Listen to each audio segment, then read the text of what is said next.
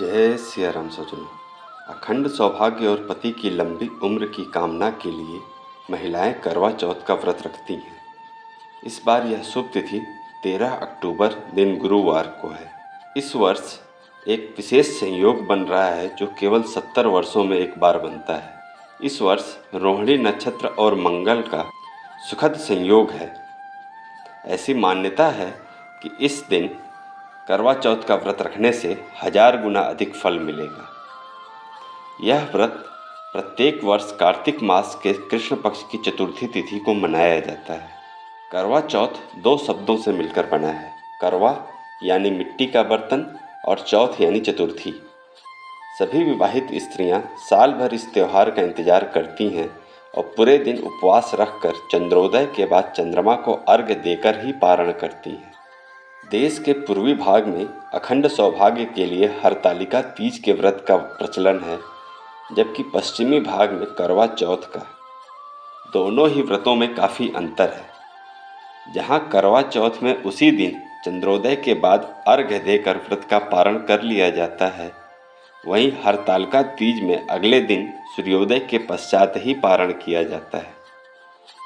हरतालिका तीज का व्रत उठाने वाली महिला को जीवन भर इस व्रत का पालन करना होता है, जबकि करवा चौथ के व्रत में 12 वर्षों के व्रत के पश्चात उद्यापन का अवसर प्राप्त होता है। अगर महिला उसके बाद भी व्रत जारी रखना चाहे तो वो उसकी अपनी इच्छा शक्ति पर निर्भर होता है। बहुत सी प्राचीन कथाओं के अनुसार करवा चौथ की परंपरा देवासुर संग्राम के समय से चली आ रही है। उस युद्ध में जब देवताओं की हार होने लगी थी तो ब्रह्मदेव ने देवताओं की पत्नियों को कार्तिक मास के कृष्ण पक्ष की चतुर्थी को व्रत रखकर उसका पुण्य भाग देवताओं को अर्पित करने का सुझाव दिया। सभी देवताओं की पत्नियों ने ऐसा ही किया और सच्चे हृदय से देवताओं की विजय की कामना की। उस दिव्य व्रत के प्रभाव से देवताओं की विजय हुई तथा वे सभी सकुशल घर वापस आ गए। विजय श्री की खुशखबरी सुनकर सभी देवताओं की पत्नियों ने अपने व्रत का पारण किया। संयोग से उसी वक्त चंद्रोदय भी हो चुका था। ऐसी मान्यता है कि उसी दिन से ब्रह्मदेव ने इस व्रत को अखंड सौभाग्यदायी होने का आशीर्वाद दिया तथा व्रत का पारण चंद्रोदय के पश्चात चंद्र को अर्घ्य देकर ही करना सुनिश्चित करवाया। करवा चौथ व्रत में भगवान शिव शंकर, माता पार्वती, भगवान कार्तिकेय, गणेश जी और चंद्र देवता की पूजा अर्चना करने का विधान है। करवा चौथ की कथा सुनने से विवाहित महिलाओं का सुहाग बना रहता है, उनके घर में सुख, शांति, समृद्धि और संतान सुख मिलता है। महाभारत में भी करवा चौथ के महात्म्य पर एक कथा का उल्लेख मिलता है। भगवान श्री कृष्ण ने द्रौपदी को करवा चौथ महात्म्य की कथा सुनाते हुए इस व्रत का पालन करने को कहा, जिसे द्रौपदी ने मानकर पूरे विधि विधान से करवा चौथ का व्रत किया। इस व्रत के प्रभाव से ही अर्जुन समेत 5 पांडवों ने महाभारत के युद्ध में कौरवों की सेना को पराजित कर विजय हासिल की। करवा चौथ के पूजन में धातु के करवे का पूजन श्रेष्ठ माना गया है। यथास्थिति धातु की अनुपलब्धता में मिट्टी के करवे से भी पूजन का विधान है। करवा चौथ के बाद पहले तो रातों में धीरे धीरे वातावरण में ठंड बढ़ जाती है और दीपावली आते आते दिन में भी ठंड बढ़नी शुरू हो जाती है। इस वर्ष करवा चौथ का व्रत और पूजन बहुत विशेष है।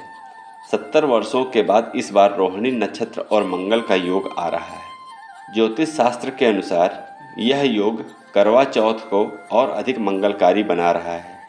इस योग में पूजन से व्रत का फल हजारों गुना अधिक होगा।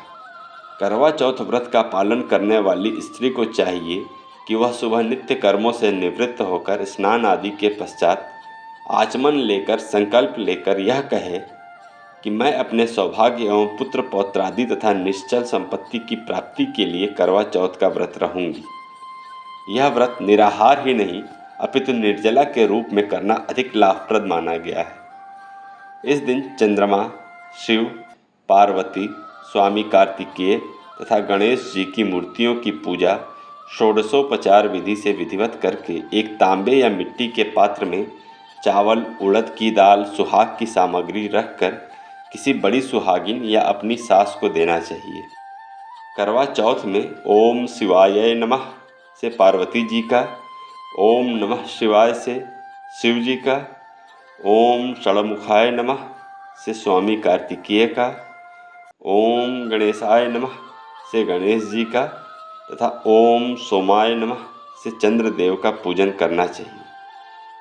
चंद्रोदय के पश्चात, जो इस वर्ष लगभग रात्रि 8:14 पे है, चंद्रमा को छलनी से अर्घ दें तथा आरती करें और अपने पति का दर्शन करते हुए पूजा करें।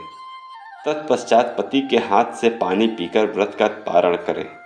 स्वजनों, ऐसी मान्यता है कि पूरे यम नियम संयम से इस व्रत का पालन करने वाली महिलाओं को माता पार्वती जीवन पर्यंत विशेष सुख का आशीर्वाद देती हैं। स्वजनों, इस वीडियो को अधिक से अधिक शेयर कीजिए, क्योंकि 70 वर्षों के बाद रोहिणी नक्षत्र और मंगल का संयोग बन रहा है। माता पार्वती आपको तथा आपके परिजनों को सौभाग्यशाली बनाएं। ओम शिवाय नमः।